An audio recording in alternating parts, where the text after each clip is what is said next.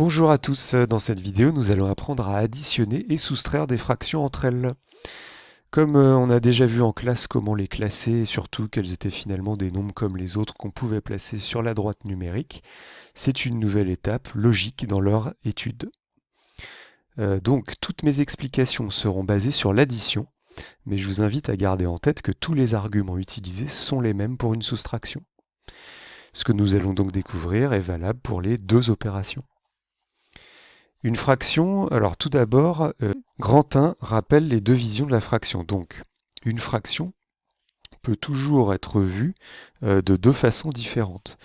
On va dire qu'il y a la façon des mathématiciens, c'est-à-dire que la fraction 3/4, c'est un nombre en fait, comme les autres, et ce nombre est obtenu à l'origine par une division, donc c'est un quotient. Et ici, ce serait le quotient qu'en réalité on n'effectue pas, parce qu'on l'écrit 3 sur 4, donc non effectué de 3 par 4. Alors si on l'effectuait néanmoins, on sait qu'on obtiendrait dans ce cas-là 0,75. Donc en réalité, la fraction 3/4, c'est le nombre décimal 0,75.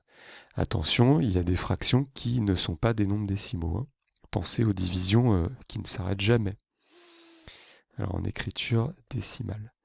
Donc ça c'est très bien, mais ce n'est pas la vision que je vais utiliser dans cette séquence. Dans cette séquence, je vais revenir à une vision plus ancienne, plus élémentaire de la fraction. C'est l'idée qu'une fraction agit sur quelque chose.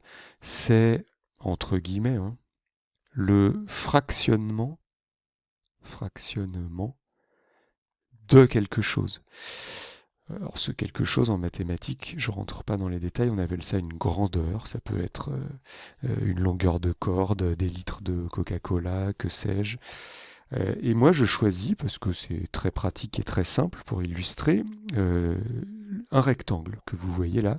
Donc je vais y dire que 3/4 en fait agit sur ce rectangle, qui est ma grandeur, qui en fait est l'unité, si vous voulez. Bon, je ne rentre pas plus dans les détails que ça. Le 4, le dénominateur, agit en découpant, en divisant cette grandeur en 4. Et le numérateur, 3, lui, son action, c'est de dire on garde, on conserve, on prend 3 de ses parts, 3 de ses quarts. Donc vous voyez que dans cette vision, la fraction est liée à une grandeur. Ici, c'est une grandeur géométrique, c'est l'aire du rectangle. C'est comme ça que je vais vous expliquer dans cette séquence l'addition et la soustraction.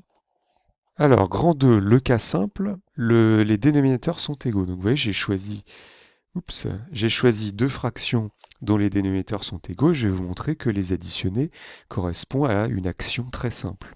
Alors vous constatez que j'ai choisi cette fois des carrés, pas le même rectangle que juste avant. Pourquoi? J'observe que j'ai des quarts. Donc les quarts, c'est partagé en 4. Donc j'ai choisi finalement une grandeur qui m'arrangeait, qui est très simple à couper en 4. Pour la première fraction, j'ai un quart. Pour la deuxième fraction, j'ai 2 quarts. Que se passe-t-il quand je les rassemble, hein, l'action d'additionner?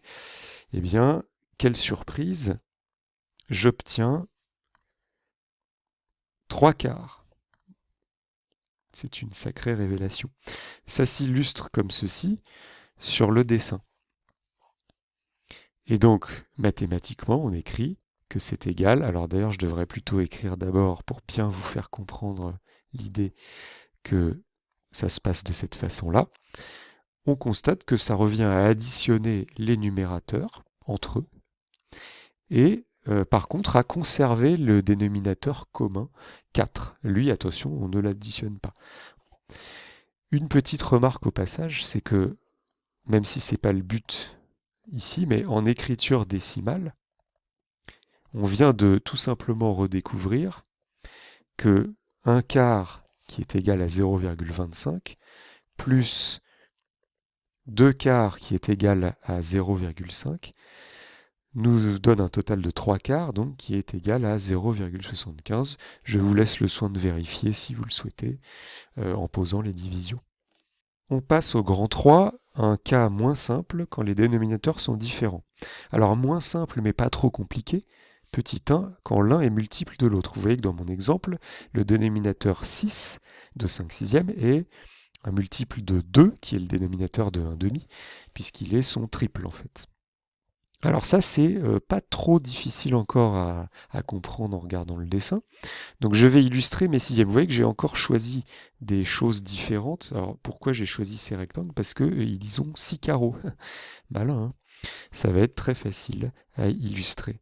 Et pour mon demi, j'ai juste besoin de le couper en deux. Donc j'ai d'une part 5 sixièmes que j'aimerais fusionner, rassembler, totaliser avec un demi. Et là, je constate un problème que je n'avais pas dans le cas précédent, c'est que les parts bleues et vertes n'ont pas la même taille. Donc je ne vais pas pouvoir, telles quelles, les additionner. Donc j'ai une idée, c'est que je vais redécouper les parts, la part verte et le rectangle où il y a la part verte, de façon à obtenir des parts plus petites qui auront cette fois la même taille que les parts bleues. Alors là, c'est pas très difficile, hein. Sur le dessin, je vois qu'il suffit de recouper 2 fois comme ceci pour obtenir des parts identiques à celles d'à côté.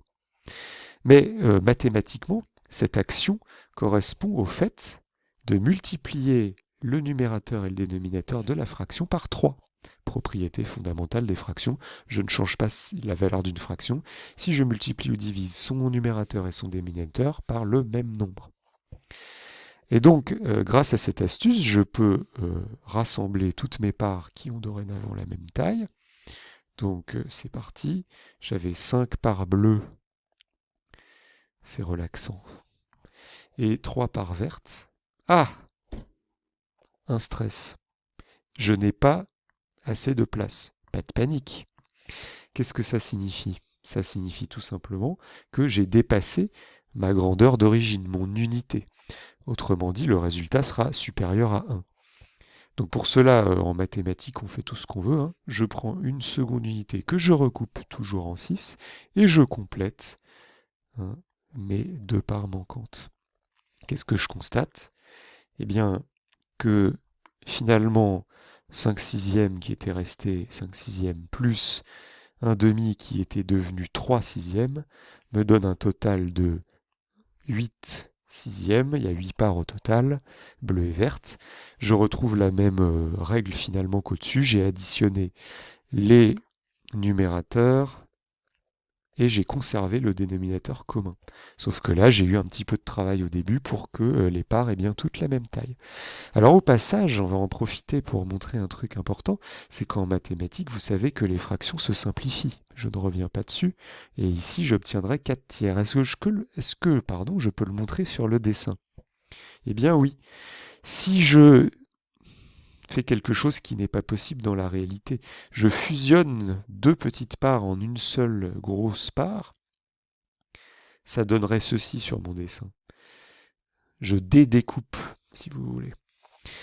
J'obtiens finalement des tiers. Si vous regardez bien, chaque rectangle est maintenant découpé seulement en 3. Et ben, de cette façon-là, avec ce nouveau découpage, combien y a-t-il de parts? Ben, il y en a bien 4. 4 tiers. Une petite remarque au passage. Dans cet exemple, en écriture décimale, on aurait eu un petit problème.